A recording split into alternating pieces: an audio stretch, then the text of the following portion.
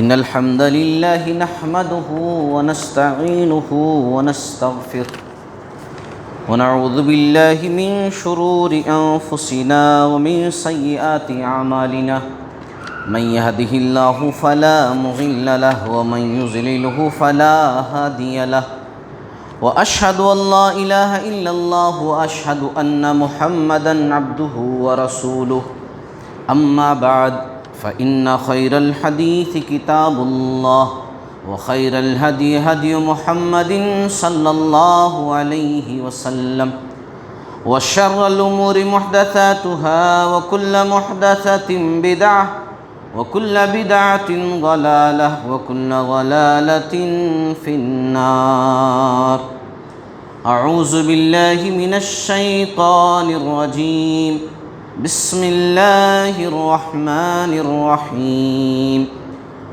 قل هو القادر على أن يبعث عليكم عذابا من فوقكم أو من تحت أرجلكم أو يلبسكم شيعا ويذيق بعضكم بعض بعض رب اشرح لي صدري ويسر لي أمري واحلل عقدة من لساني يفقهوا قولي رب زدني علما رب زدني علما رب زدني علما۔ محترم حاضرین جمعہ، خواتین اسلام، سب سے پہلے اللہ جل شانہ کی تعریف ہو جو ہر قسم کی تعریفات کا مستحق، لائق، سزاوار ہے۔ بے شمار درود و سلام کا تحفہ ہو نبی آخر الزماں، سرور کونین، احمد مجتبیٰ، رسول عربی جناب محمد الرسول اللہ صلی اللہ علیہ وسلم پر، وہ ذات مقدسہ مبارکہ مطہرہ کہ رب العزت نے جنہیں رحمت کائنات بنا کر بھیجا اور جن کے ذریعے سے اسلام جیسی عظیم نعمت ہم تک پہنچی، صلی اللہ علیہ وسلم۔ محترم حضرات،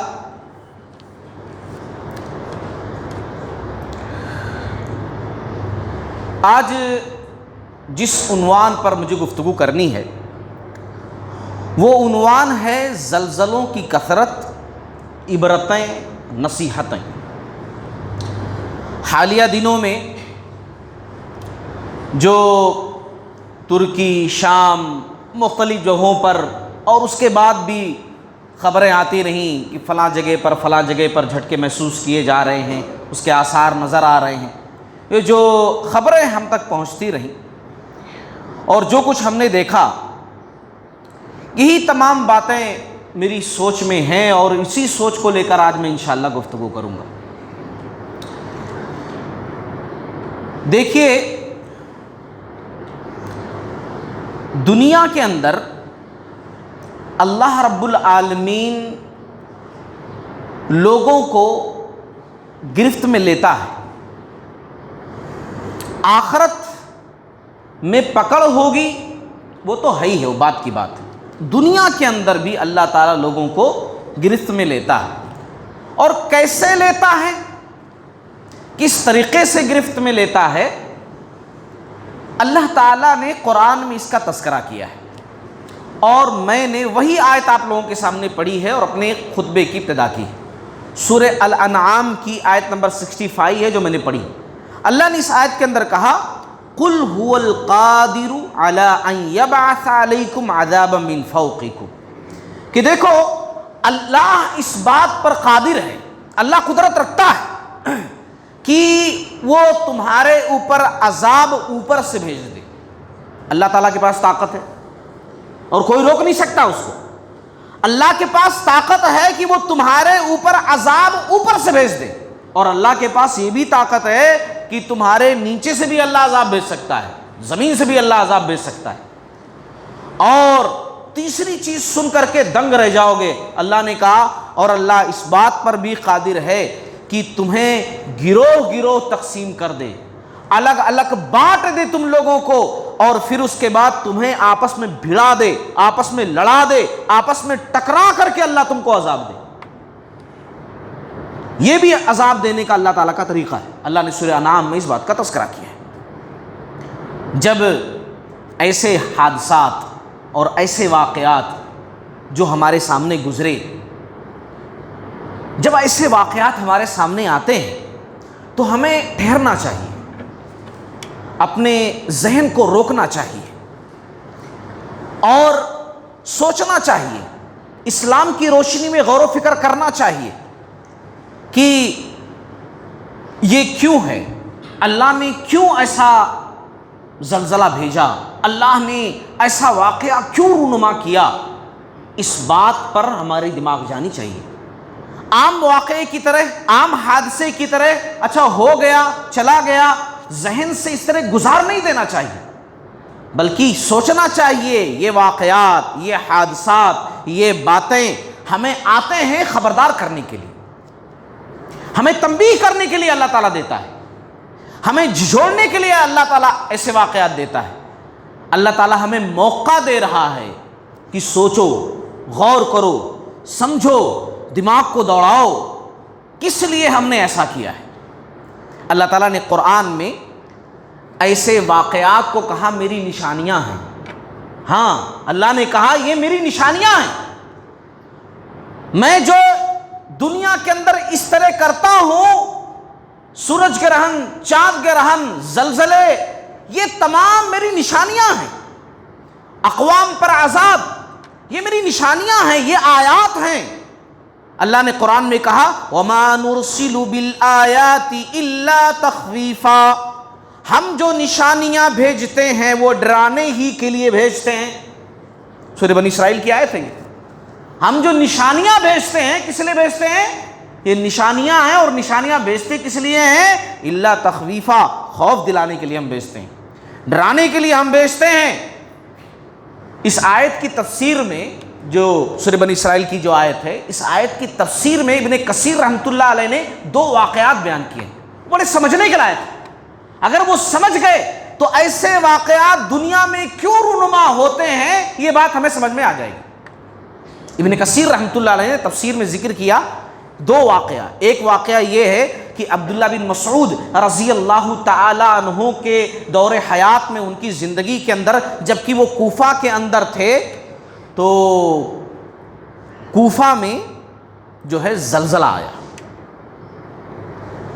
عبداللہ بن مسعود رضی اللہ تعالی عنہ نے لوگوں کو خطاب کیا، لوگوں کو فرمایا، کہا لوگوں، تمہارا رب یہ چاہتا ہے کہ تم توبہ کرو، اس لیے تم توبہ کرو اور اللہ کو راضی کرو۔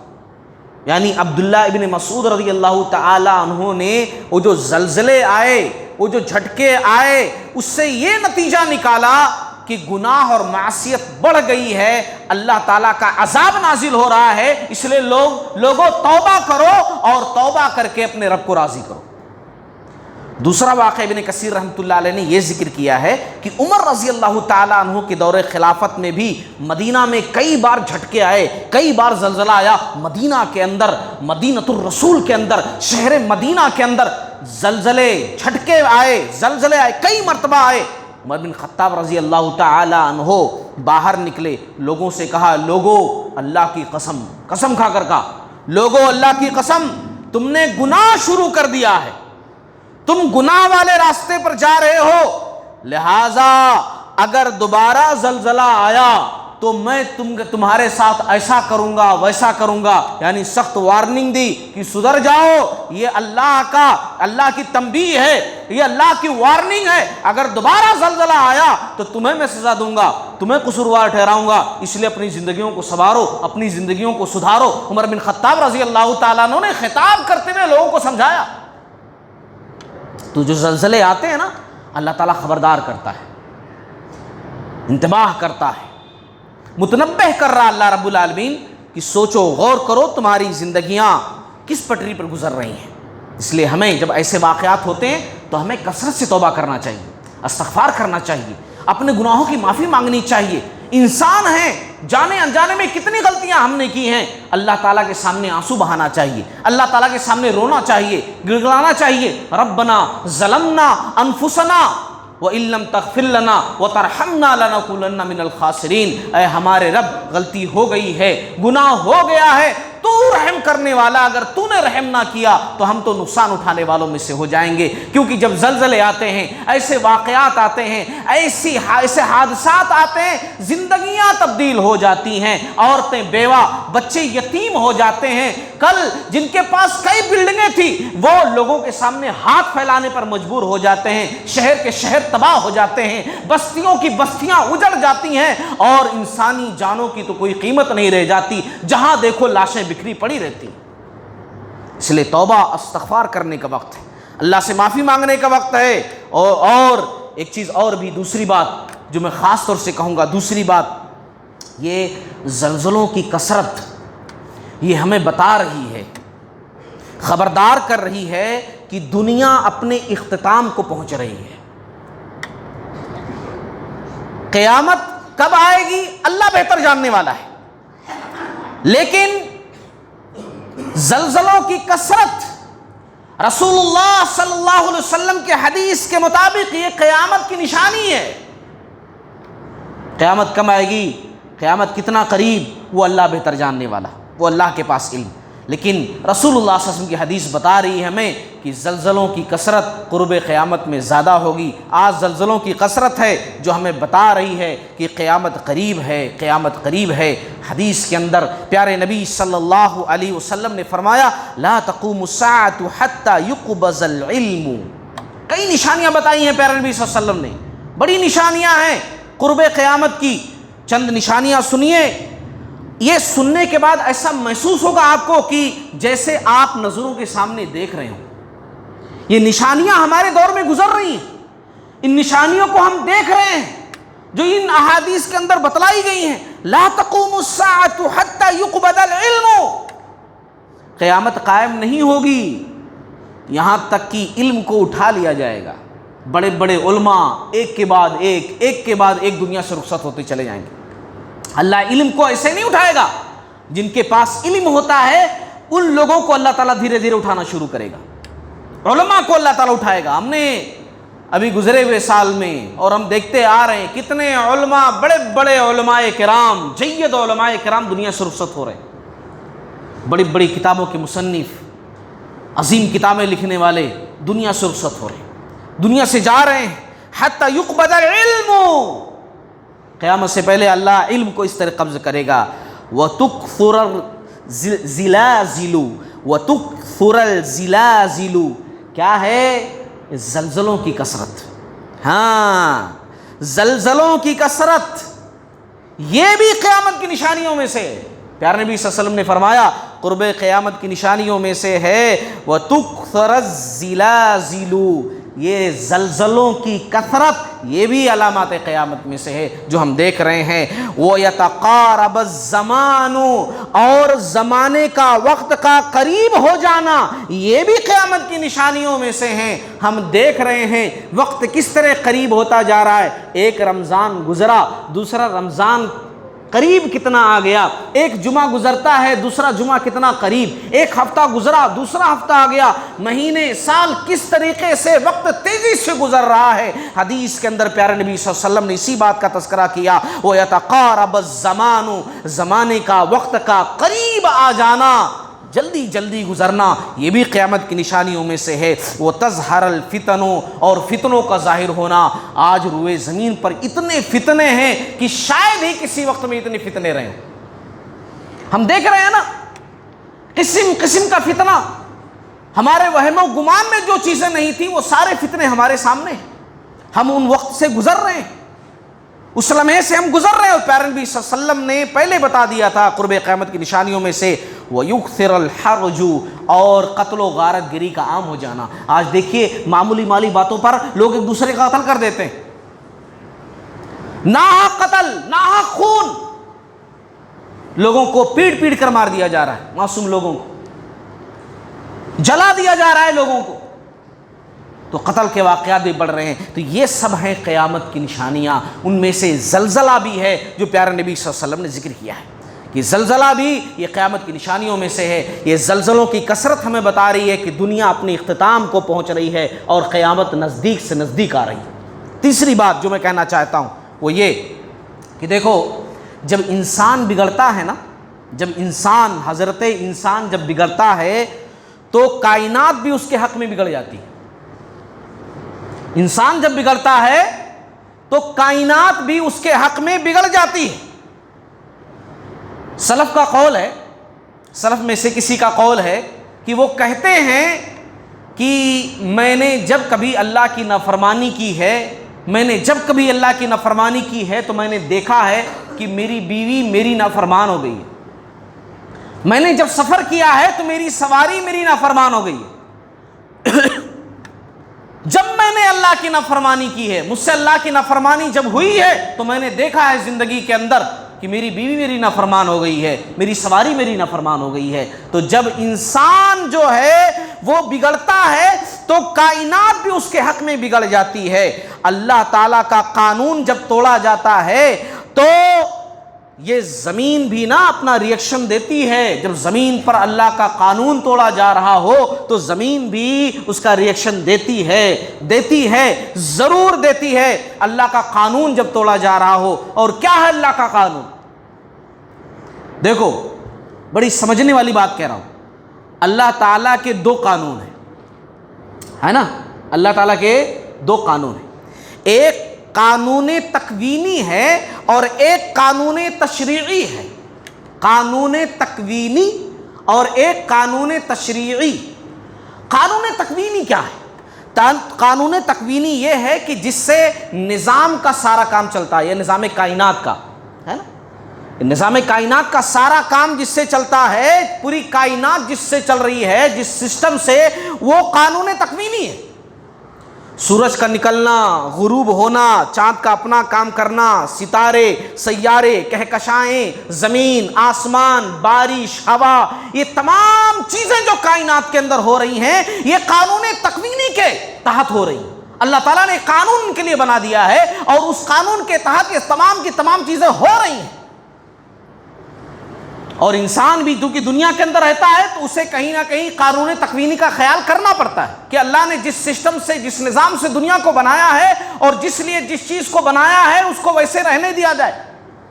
اور قانون تشریعی یہ ہے کہ جو انسان کو زندگی گزارنے کے لیے دیا گیا ہے، جیسے تشریعی بولے تو جیسے قرآن، حدیث، ہے نا، انسانوں کو، جناتوں کو جو دیا گیا ہے یہ کہ اس حساب سے تم کو زندگی گزارنا ہے، اس کو بولتے ہیں قانون تشریعی، اور دونوں کا پاس و لحاظ رکھنا ہے۔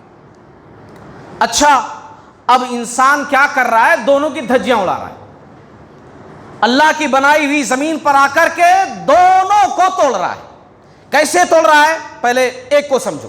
قانون تکوینی جو ہے نا، جس کے تحت زمین کا سسٹم، آسمان کا تمام چیزیں جو کام کرتی ہیں، قانون تکوینی کے تحت اللہ تعالیٰ نے اس زمین کو نا بڑا بہترین بنایا ہے۔ ہاں، بہت بہترین بنایا اللہ نے قرآن میں جگہ جگہ کہا ہے نا کہ ہم نے دیکھو اس زمین کو اتنا بہترین بنایا ہے کہ تمہیں اس پر قرار دیا ہے، تم اس پر ٹھہرے ہوئے ہو۔ زمین کو اس طرح بنایا ہے کہ اس پر گاڑیاں دوڑتی ہیں، زمین کو اس طرح بنایا ہے کہ تم اس پر ٹھہر سکتے ہو، زمین کو اس طرح بنایا ہم نے کہ اس پر تم اپنی زندگی کو بہترین طریقے سے گزار سکتے ہو۔ ہم نے زمین کو اس طرح بنایا، اور دیکھو اللہ کی قدرت کیسا بنایا اللہ رب العالمین نے کہ کوئی تھوڑا اور اونچے پر رہتا ہے، کوئی نیچے پر، چاروں طرف انسان انسان انسان دنیا کے اندر بھرے پڑے ہوئے ہیں، اور زمین بالکل ایسے ہی ٹھہری ہوئی ہے۔ ایک نظام اللہ نے بنایا ہے نا، قانون تکوینی کے تحت۔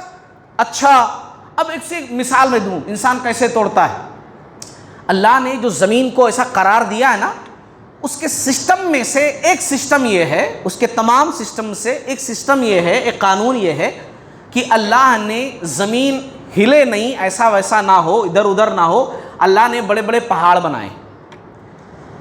اللہ نے قرآن میں کہا وَجَعَلْنَا فِي الْأَرْضِ رَوَاسِيَ أَن تَمِيدَ بِهِمْ وَالْجِبَالَ أَوْتَادًا۔ دوسری جگہ کہا، اللہ نے کہا ہم نے زمین میں پہاڑ بنا دیے تاکہ وہ مخلوق کو ہلا نہ سکے۔ ہم نے پہاڑ بنائے تاکہ زمین مخلوق کو ہلا نہ سکے، اس کے بیلنسنگ کے واسطے، بیلنس کرنے کے واسطے، ادھر ادھر ہلے نہیں، ہم نے بڑے بڑے پہاڑ بنا دیے۔ والجبال اوتادا، اور ہم نے پہاڑوں کو میخیں بنایا ہے۔ ایسے میخیں بڑے بڑے بنا دیا ہے کہ زمین ہلے نہیں تو بالکل اسی جگہ پر ٹھہری رہے، پیوست رہے، ہم نے ایسا بنایا ہے۔ اب انسان کیا کرتا ہے؟ پہاڑوں کو کاٹ رہا ہے، پہاڑوں کو توڑ رہا ہے، پتھر کے نام پر، راستے بنانے کے نام پر، شہر بسانے کے نام پر انسان کر رہا ہے۔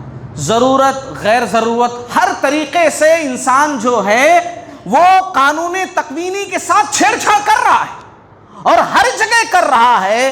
تو ظاہر سی بات ہے کہ جب اس قسم کی باتیں ہوں گی تو پھر قانون تکوینی کے ساتھ جب انسان چھیڑ چھاڑ کرے گا تو زمین اس کا ریئیکشن تو دے گی۔ ہمارا یہ عقیدہ ہے کہ اللہ کی مرضی کے بغیر کچھ نہیں ہو سکتا، لیکن اللہ کی مرضی کے ساتھ ساتھ وجوہات بھی ہوتے ہیں، اور ان وجوہات میں سے ایک وجہ یہ سمجھ میں آتی ہے کہ انسان قانون تکوینی کے ساتھ چھیڑ چھاڑ کر رہا ہے۔ بے شک اللہ تعالیٰ کا عذاب ہے، اللہ تعالیٰ کی مرضی ہے، اللہ کی مرضی کے بغیر اللہ تعالیٰ نے سورہ انعام میں کہا ہے ایک پتا بھی ہل نہیں سکتا اللہ کی مرضی کے بغیر۔ یہ تمام زمین کا ہل جانا اللہ کی مرضی کے بغیر کیسے ہو سکتا ہے؟ لیکن اللہ رب العالمین کے مرضی کے ساتھ انسان کی ایک وجہ بھی ہوتی ہے۔ اللہ کی مرضی تو ہے ہی ہے، اس کے مرضی کے بغیر تو کچھ نہیں ہو سکتا۔ ابن قیم رحمۃ اللہ علیہ نے ایک بات کہی ہے، دیکھو بڑی پیاری بات کہی انہوں نے کہا، ان کا اپنا نظریہ وہ بتا رہا ہوں۔ ابن قیم رحمۃ اللہ علیہ نے کہا کہ اللہ تعالیٰ زمین کو سانس لینے کا موقع دیتا ہے، اور جب سانس دینے کا موقع دیتا ہے، سانس لینے کا، تب جو ہے زلزلے آتے ہیں۔ زلزلوں کی وجہ جو بتائی ہے، حالانکہ سائنسی چیزیں ہیں، ہے نا، او زمین کے اندر پلیٹس ہوتے ہیں، ان کا ہلنا ہے نا، وہ ایک ٹھیک ہے، وہ چیز ہے، لیکن یہ چیز بھی اپنی جگہ پر ٹھیک ہے کہ زمین کو اللہ تعالیٰ سانس لینے کا موقع دیتا ہے، جس کی وجہ سے زلزلے آتے ہیں۔ کچھ باتیں ایسی بھی ہیں یہاں پر رک کر کے بیان کر دوں کہ جو بالکل واہیات ہیں، بہت غلط ہیں۔ اسرائیلی روایتوں کے اندر بعض لوگ یوٹیوب پر ڈالے ہوئے رہتے ہیں، اسرائیلی روایتوں کے اندر کہ قاف نام کا بہت بڑا پہاڑ ہے جو پوری زمین میں پھیلا ہوا ہے، پوری زمین اس قاف نام کے پہاڑ پر ٹکی ہوئی ہے۔ جب اللہ تعالیٰ زلزلہ پیدا کرنا چاہتا ہے تو اس پہاڑ کو ایسے ہلا دیتا ہے، زمین کے اندر زلزلہ پیدا ہو جاتا ہے۔ یہ اسرائیلی روایت ہے، سند کے اعتبار سے ضعیف ہے، اس کی کوئی سر پیر نہیں۔ غیر مسلموں کا عقیدہ ہے کہ پوری دنیا جو ہے وہ گائے یا بیل کے سینگ پر ٹکی ہوئی ہے، اور جب گائے یا بیل سینگ ہلاتا ہے تو زلزلے آ جاتے ہیں۔ جو پڑھے لکھے نہیں ہیں، ہے نا، ایسے ہی اوٹ پٹانگ مانتے ہیں، ان کا عقیدہ یہ۔ بہرحال جو سائنس کے اسٹوڈنٹس ہوں گے وہ لوگ تو اس چیز کو مانیں گے نہیں۔ تو قانون تکوینی کے ساتھ چھیڑ چھاڑ بھی زلزلوں کی وجہ ہے۔ اور قانون تشریعی کی اگر بات کریں، قانون تشریعی، تو قانون تشریعی کے ساتھ تو حضرت انسان پوری دھجیاں اڑا رہا ہے قانون تشریعی کی۔ ایک مسلمان جو اقرار کرتا ہے کہ میں اللہ تعالیٰ کو معبود برحق مانتا ہوں، میں رسول اللہ صلی اللہ علیہ وسلم کو آخری نبی، آخری رسول، ان کی لائی ہوئی شریعت پر ایمان لاتا ہوں، مانتا ہوں، تسلیم کرتا ہوں، وہی شخص اللہ تعالیٰ نے جانور دیا، لے جا کر غیر اللہ کے نام پر ذبح کرتا ہے۔ جانور اللہ نے دیا، غیر اللہ کو خوش کرنے کے لیے ذبح کر رہا ہے، اور ناحق لوگوں پر ظلم کر رہا ہے، اور رسول اللہ صلی اللہ علیہ وسلم کا امتی ہو کر کے، کلمہ پڑھ کر کے نماز کی کوئی فکر نہیں کر رہا ہے، نماز کی کوئی ٹینشن نہیں، کوئی فکر نہیں۔ جب ایسا ہو جائے تو ذرا سوچو زلزلے کیوں نہیں آئیں گے؟ زلزلے کیوں نہیں آئیں گے؟ جب امت محمدیہ کا نوجوان شراب پیتا ہو تو زلزلے کیوں نہیں آئیں گے؟ جب باپ کا چہرہ سیاہ پڑ جاتا ہو اس بات کو لے کر کے گھر میں بیٹی پیدا ہوئی ہے تو زلزلے کیوں نہیں آئیں گے؟ جب زناکاری عام ہو جائے، رشوت عام ہو جائے، غلط کام عام ہو جائے تو زلزلے کیوں نہیں آئیں گے؟ جب ایک مسلمان آدمی جس نے خانہ کعبہ بھی دیکھا ہو، جو حج بھی کیا ہو، جو عمرہ بھی کیا ہو، جو مسلمان بھی کہتا ہو، جو نبی کو مانتا ہو، جو قرآن کو مانتا ہو، وہ سودی کاروبار کر کے اپنے بچوں کی پرورش کرتا ہو، وہ سودی کاروبار کر کے اپنے بچوں کو کھلا کر کے ان کو پروان چڑھاتا ہو تو زلزلے کیوں نہیں آئیں گے؟ جب انسان گناہ پر فخر کرتا ہو اور سرعام کرتا ہو اور سماج اس چیز کو جانتا ہو اور ایسے شخص کو سماج عزت دیتا ہو، ایسے غلط انسان کو جو سر عام غلط کرتا ہے، سماج جانتا ہے کہ یہ غلط ہے، غلط دھندا کرتا ہے، غلط اخلاق ہے، غلط کریکٹر ہے، برا شخص ہے، سماج پھر بھی اپنی مجلسوں میں بلاتا ہو، سماج پھر بھی ایسے شخص کو عزت دیتا ہو، سماج ایسے لوگوں کو سلام ٹھوکتا ہو، جی صاحب جی صاحب، جی حضور کرتا ہو، ایسے شخص کو تو زلزلے کیوں نہیں آئیں گے؟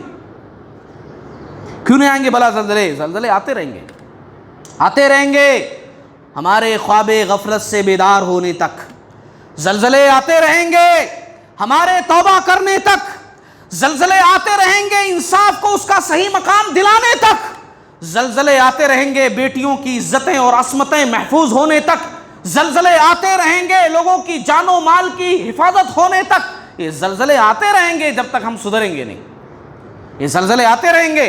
اور ایک بات اور بھی کہہ دوں کہ دیکھو زلزلے جہاں پر آتے ہیں، ایسے واقعات ہوتے ہیں، ایسے حادثات ہوتے ہیں، تو ہمارا عقیدہ ایسا بن جاتا ہے، ہماری سوچ ایسی بن جاتی ہے کہ وہ پورے لوگ غلط تھے، وہ زلزلہ آیا نا ان کے اوپر، وہ بہت گنہگار تھے اس لیے زلزلہ آیا، وہ ٹوٹل پورے گنہگار تھے اس لیے اللہ تعالیٰ نے ان کو دھسا دیا، ان کو ایسا کر دیا۔ غلط بات ہے، غلط بات ہے، ایسی سوچ نہیں ہونی چاہیے۔ پیارے نبی صلی اللہ علیہ وسلم نے ایک مرتبہ اما عائشہ رضی اللہ تعالی عنہا کے سامنے ذکر کیا کہ کچھ لوگ جب خانہ کعبہ کو گرانے کے لیے جائیں گے، امام مہدی کے خلاف خروج کریں گے، تو اللہ تعالیٰ ان کو زمین میں دھسا دے گا، زمین میں ان کو دھسا دے گا، اللہ تعالیٰ سزا دے گا۔ اما عائشہ رضی اللہ تعالی عنہا نے اس حدیث کے اندر پوچھا، یا رسول اللہ صلی اللہ علیہ وسلم، اتنے سارے لوگوں کو اللہ تعالیٰ زمین میں دھسا دے گا، حالانکہ بہت سارے اچھے لوگ بھی ہوں گے، بہت سارے مجبور لوگ بھی ہوں گے، اور ہم دیکھتے ہیں زلزلے آتے ہیں تو بھائی گنہگار ٹھیک ہے، بہت سارے گنہگار ہوں گے، لیکن ٹوٹل گنہگار اس میں کوئی اچھا بھی بندہ ہوگا نا۔ معصوم بچے ہوتے ہیں، معصوم بچے ہوتے ہیں جن کی کوئی خطا نہیں، جن کی کوئی غلطی نہیں، وہ بھی تو دھس جاتے ہیں، وہ بھی تو شکار ہو جاتے ہیں، وہ بھی تو ختم ہو جاتے ہیں۔ اما عائشہ رضی اللہ تعالیٰ نے پوچھا کہ یہ تمام لوگوں کو اللہ تعالیٰ دھسا دے گا جبکہ اچھے لوگ بھی، معصوم لوگ بھی اس کے اندر؟ تو آپ صلی اللہ علیہ وسلم نے کہا کہ ہاں بے شک زلزلے جب آتے ہیں اللہ تعالیٰ کی طرف سے ایسا کچھ ہوتا ہے تو اس میں تمام لوگ شریک ہو جاتے ہیں، بروں کے ساتھ اچھے بھی چلے جاتے ہیں، لیکن برا شخص اپنی برائی پر اٹھایا جائے گا اور اچھا شخص اپنی اچھائی پر اٹھایا جائے گا۔ جس کی جیسی نیت ہوگی، جس کا جیسا عمل ہوگا، اسی عمل پر اٹھایا جائے گا وہ۔ تو زلزلے کہیں پر آئیں تو یہ مت لگا دو، ٹک لگا دو کہ بس ختم، وہ پورے ٹوٹل کے ٹوٹل غلط تھے جس کی وجہ سے زلزلہ ان کے اوپر آیا۔ نہیں، ایسی بات نہیں ہے۔ زلزلے کے تعلق سے ایک مومن کو یہ سوچ رکھنی چاہیے، ایسے واقعات، ایسے حادثات کے تعلق سے ایک انسان کو یہ ذہن میں رکھنا چاہیے، مومن کو خاص طور سے رکھنا چاہیے کہ دیکھو ہم ایمان والے ہیں، ہم مومن ہیں، اور اللہ تعالیٰ دنیا کے اندر امتحان لیتا رہتا ہے، تو ایسے واقعات کے ذریعے سے، ایسے حادثات کے ذریعے سے آزمائش ہوتی ہے، امتحان ہوتا ہے۔ ہاں، جو صبر کرتا ہے وہ کامیاب ہے، جو ناشکرا ہے وہ ناکام ہے، اور اللہ تعالیٰ اس کے ذریعے سے اگر دنیا میں مصیبت دیا ہے، جیسا حدیث کے اندر ہے نا، ایک کانٹا بھی چبھے تو اللہ رب العالمین اس کے درجات بلند کرتا ہے مومن کے، ایک کانٹا بھی چبھے تو، اور اتنا بڑا واقعہ اگر ہو جائے اور انسان صبر کرے تو پھر سوچئے آخرت میں بلندی درجات کی بشارت ہے اس شخص کے لیے کہ جو ایسے موقع پر صبر کرے۔ ہاں، اور اخروی اجر کے اعتبار سے شہادت کا مرتبہ پاتے ہیں ایسے لوگ اگر نیک ہیں، اور ایسے میں وہ ختم ہو گئے، وہ گنہگار نہیں تھے، اچھے تھے، گنہگار تو اپنے گنہگاری کے عالم میں ختم، لیکن جو اچھے لوگ اس میں ختم ہو جاتے ہیں، اگر وہ اچھے ہیں تو وہ بھی شہید ہیں۔ ہاں، حدیث کے مطابق وہ شہید ہیں۔ پیارے نبی صلی اللہ علیہ وسلم نے فرمایا الشہداء خمسۃ، شہداء 5 ہیں، طاعون سے مرنے والا، طاعون بیماری کا نام ہے، پیٹ کی بیماری سے مرنے والا دوسرا، اور ڈوب کر مرنے والا، دب کر مرنے والا، اللہ کے راستے میں شہید ہونے والا۔ تو دب کر مرنے والا وہ بھی تو شہید ہے، ہم نے کیسے سال لگا دیا نشان کی بس پورے ٹوٹل کے ٹوٹل گنہگار ہے نا؟ ایسا بالکل بھی نہیں سوچنا چاہیے۔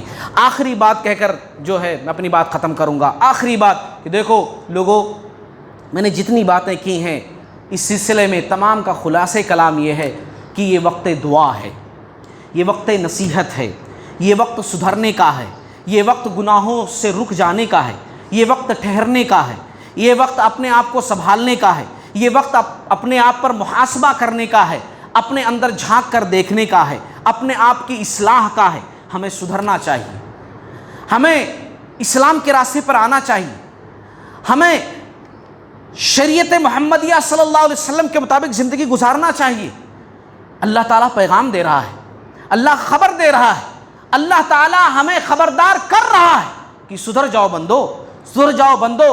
تمہیں دنیا کے اندر ہمیشہ نہیں رہنا ہے، تمہیں یہ نہیں سمجھنا چاہیے کہ دنیا کے تم مالک ہو، تم نے جو گھر بنا دیا ہے ہمیشہ کے واسطے تم اس گھر کے مالک بنے رہو گے، نہیں، تم دنیا کے اندر کرایہ دار ہو۔ اور جب انسان ایسا سوچتا ہے کہ میں مالک ہوں، میں کرایہ دار نہیں ہوں، تو ہوتا وہی ہے کہ زلزلے جب کہیں پہ آتے ہیں سچ میں دہشت بہت مچاتے ہیں، چند لمحوں میں سارے انسان کی کیا ہے اوقات یہ بتاتے ہیں۔ ایسے واقعات آ کر بتا دیتے ہیں چند منٹوں میں کہ بڑا اچھل رہے تھے تم نا، بڑا سوچ رہے تھے، لو تمہاری حیثیت یہ ہے، تمہاری اتنی بلڈنگیں تھیں اب زیرو ہو گئی، کچھ کی کچھ نہیں رہی۔ انسان کو اگر نہ اس کو ایک عمر نہیں 2-3 عمر دے دیا جائے، مگر پھر بھی اتنی لمبی چوڑی اس کی لسٹ ہوتی ہے، آرزوؤں کی، تمناؤں کی اور پلاننگ کی اتنی لمبی چوڑی لسٹ ہوتی ہے کہ 2-3 عمر بھی کم ہو جائے، 2-3 عمر بھی ختم ہو جائے، مگر اس کی آرزویں ختم نہیں ہوں گی۔ اب کی یہ کرنا ہے، اب کی وہ کرنا ہے، اب کی وہ کرنا ہے، مگر آگاہ اپنی موت سے کوئی بشر نہیں، آگاہ اپنی موت سے کوئی بشر نہیں۔ سامان 100 برس کا ہے، پل کی خبر نہیں، 100 برس کی تیار کر لیتا، میں ایسا کروں گا، میں ویسا کروں گا، میں ویسا کروں گا، اور اچانک جو ہے سب کچھ ختم ہو جاتا ہے۔ ہمارے ایک عزیز نے جو ہے مجھے بتایا کہ ایک ویڈیو انہوں نے دیکھا، اس کے اندر انہوں نے دیکھا کہ شادی کا ماحول ہے، ناچ گانا ہو رہا ہے، ہلدی کی رسم چل رہی ہے، دولہا جو ہے وہ دولہے کے پاس وہاں جاتا ہلدی وغیرہ لگانے کے لیے، وہ جھکتا ہے اور موت واقع ختم ہو گئی بات۔ سامان 100 برس کا ہے، پل کی خبر نہیں۔ یہ سدھرنے کا وقت ہے، یہ سنبھلنے کا وقت ہے۔ اگر آج ملا ہے، آج وقت ہے، آج دن ہے، تو یہ سمجھو آج تمہارا ہے، یہ وقت آپ کا ہے۔ کل ملے نہ ملے یہ سوچو، آج ہے، کل ملے نہ ملے اس کی کوئی گارنٹی نہیں۔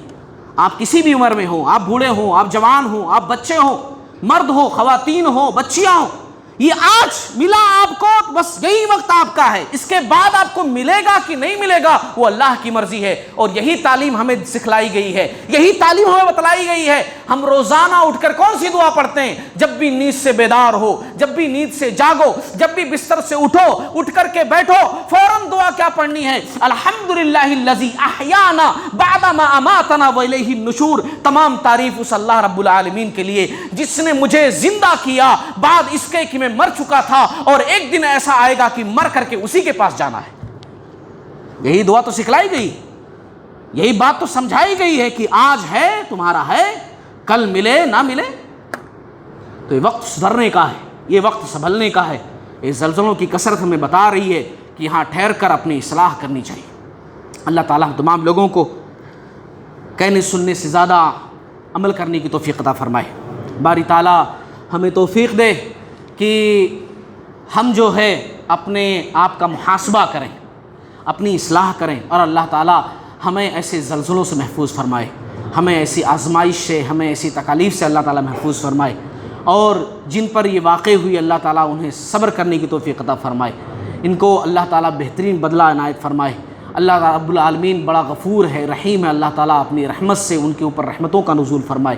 باری تعالیٰ ہم تمام لوگوں کو توفیق دے کہ ہم تیرے خالص بندے بن کر کے رہیں، تیرے چہیتے بن کر کے رہیں۔ باری تعالیٰ ہمیں توفیق دے کہ ہم تیری عبادت کریں، تیرے سوا کسی کی عبادت نہ کریں۔ باری تعالیٰ جب تک دنیا کے اندر زندہ رکھے، اچھے کے ساتھ، ایمان کے ساتھ، مومنانہ زندگی گزار کر کے جینے والا بنائے، اور جب خاتمہ ہو، روح قبض ہو، دنیا سے رخصت ہو، آخری لمحہ ہو، اس وقت بھی ہم مومن ہوں، مسلمان ہوں، اور زبان پر کلمہ شہادت ہو۔ آمین۔ وآخر دعوانا ان الحمدللہ رب العالمین۔